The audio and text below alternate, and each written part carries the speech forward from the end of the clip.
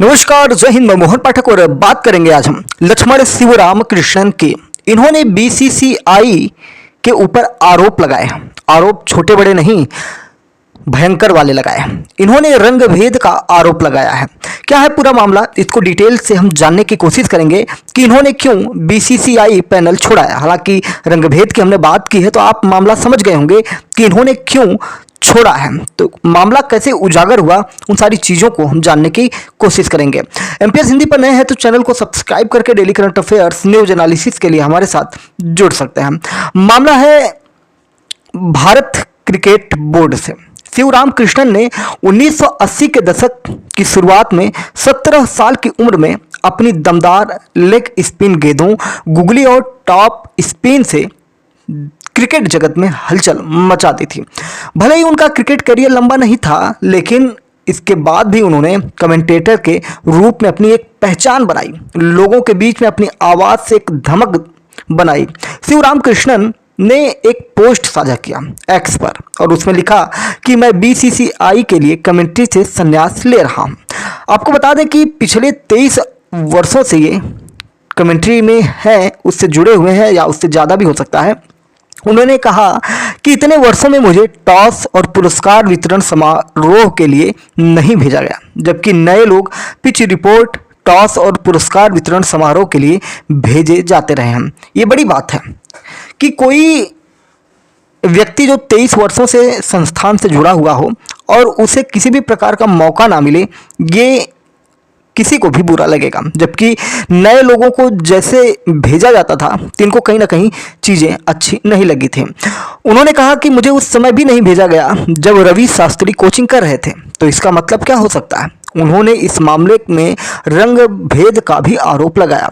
60 वर्षीय शिवराम कृष्णन को 2 दशक से अधिक समय तक कमेंट्री बॉक्स के अंदर खुलकर अपने विचार व्यक्त करने के लिए जाना जाता रहा। शिवा नाम से मशहूर शिवराम कृष्णन ने 1983 से 1986 के बीच 9 टेस्ट मैच और 16 वनडे मैच खेले हैं।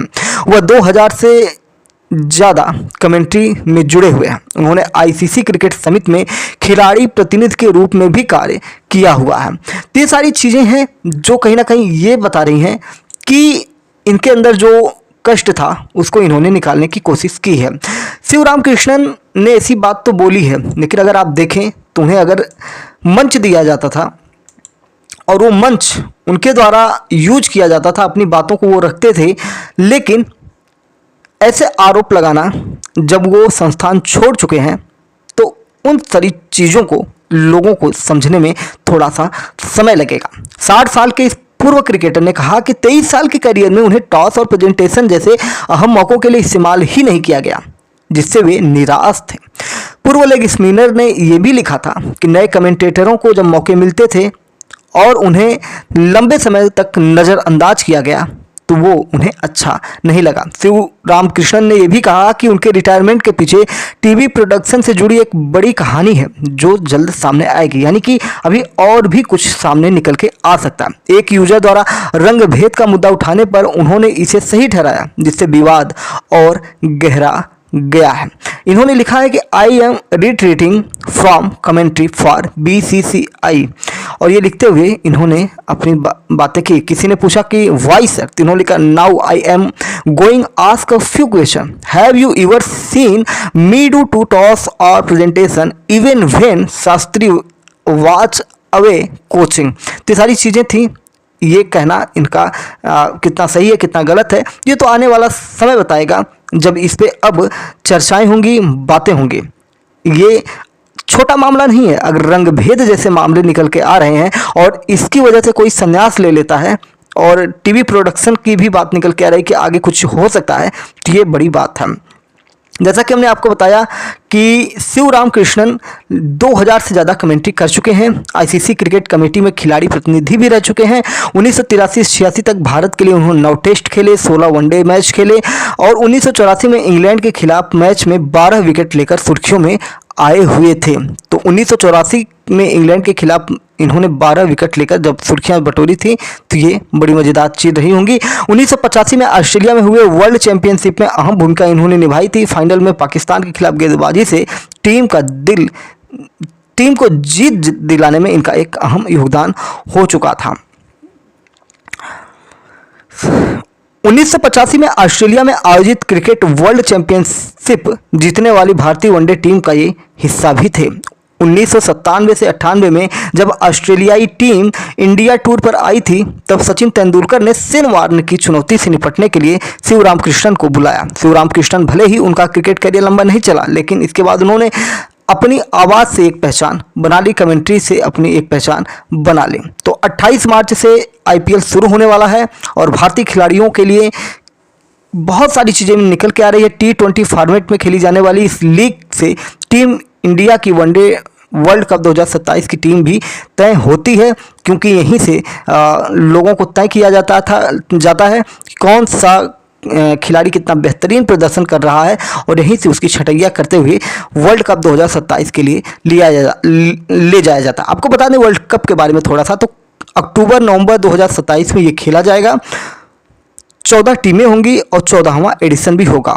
कहाँ पर खेला जाएगा? तो साउथ अफ्रीका में खेला जाएगा, जिम्बाब्वे में और नामीबिया में खेला जाएगा। और BCCI ने सिलेक्टर्स को मैच देखने की जिम्मेदारी भी बांट दी है और हर चयनकर्ता हफ्ते में कम से कम एक IPL मैच स्टेडियम में जाकर देखेगा, ताकि हर सप्ताह शॉर्ट लिस्ट प्लेयर्स की 5 मैचों की ग्राउंड रिपोर्ट तैयार की जा सके। इसके अलावा बाकी मैचों को टीवी के जरिए ट्रैक किया जाएगा। इस बार चयनकर्ता नए उभरते खिलाड़ियों के बजाय पहले से तय वनडे कोर ग्रुप के प्लेयर्स पर ही ध्यान देंगे, और चयनकर्ताओं की जिम्मेदारी तय करने से कहीं ना कहीं अब जो खिलाड़ी हैं उनके ऊपर भी एक प्रेशर बनेगा कि वो अच्छा खेलें।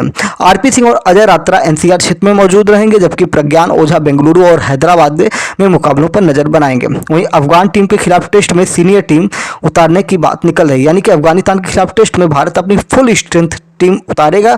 हालांकि इस मैच में वर्ल्ड टेस्ट चैंपियनशिप के अंक नहीं मिलेंगे, फिर भी टीम मैनेजमेंट इसे हल्के में नहीं ले रहा है। अगस्त से मार्च के बीच भारत को 9 टेस्ट खेलने हैं। ऐसे में सभी रेड बॉल खिलाड़ी इस मुकाबले में उपलब्ध रहेंगे।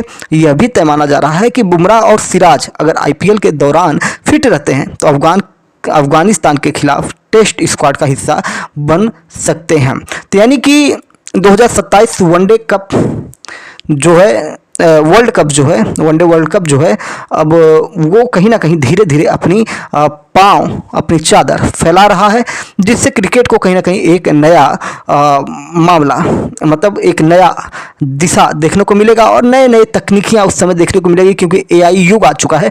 तो ये देखने वाली बात होगी कि 2027 वर्ल्ड कप में उसका प्रसारण किस प्रकार से होता है, कितना डिजिटली यूज किया जाता है, क्या क्या नई चीज़ें उभर के आती हैं। इन सारी चीज़ों को देखने में हमारा जो इच्छाएं होंगी बढ़ती रहेंगी, क्योंकि कुछ नवाचार होगा तभी क्रिकेट में आनंद आएगा।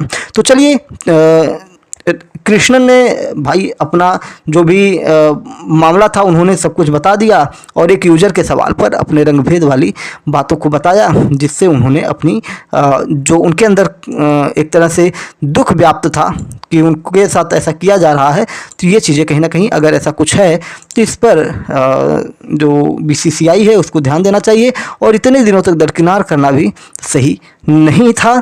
और शायद इनका निर्णय अपने आप में सही रहा हो, उम्र भी हो चुकी है, तो अपनी बातों को इन्होंने इस प्रकार से दुनिया को समझाने की कोशिश की। जय नमस्कार, भारत माता की जय। चैनल पर नए हैं तो चैनल को सब्सक्राइब करना बिल्कुल भी ना भूलिएगा।